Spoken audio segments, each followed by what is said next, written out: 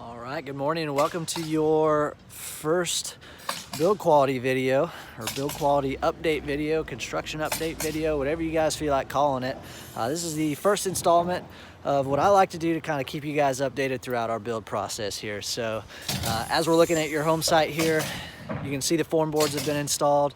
Again, this is essentially what gives us the perimeter of our foundation. So this is exactly what the foundation is going to look like, minus a few things going on right here in the front of the garage that get installed as we're actually pouring the concrete.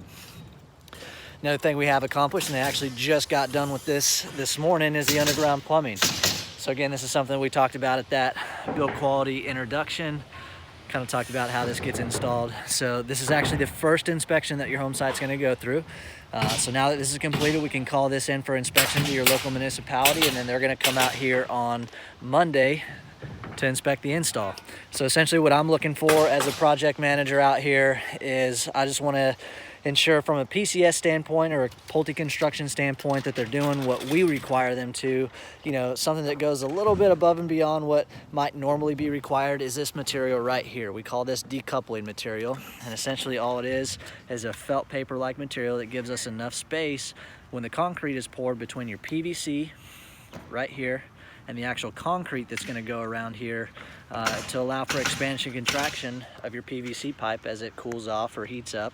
And same with the concrete. We know it's going to expand and contract, and we just want to provide that little bit of space for those to both happen without potentially causing an issue with the PVC splitting. So something that here at Pulte we like to do, again, just increasing the quality a little bit of what we're doing out here. So, and then most importantly, this stack that you see right here, this is actually what gets filled with water. So if I shake this, you'd see water come out of the top of there. So that's all the way filled with water, and what we're gonna do is let that sit for 24 hours.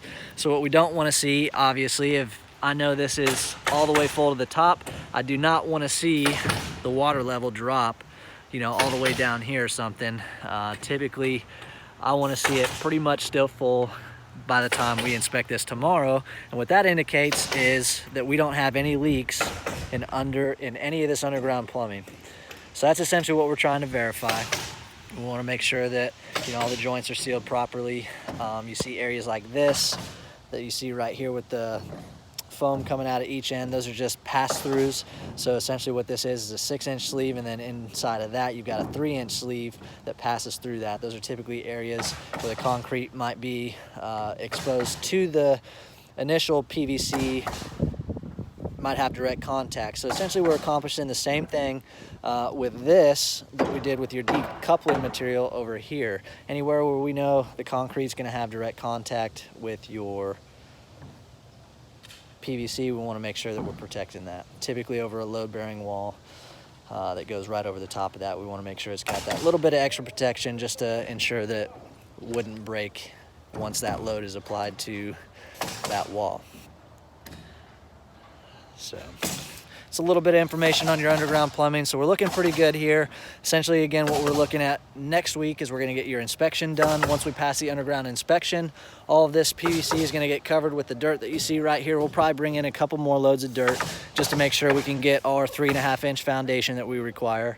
And then we would go into the slab prep process. And essentially that's where you're going to see a ton more material get installed here. And then hopefully I'll be able to shoot you guys another video next week to kind of show you how we lay out all of our slabs and a lot of the materials that go into that. You can see some of it right back here. We got the welded wire mesh. Again, that's what helps keep our concrete nice and solid, helps eliminate a lot of the shrinkage and stress cracks that you might see develop in concrete.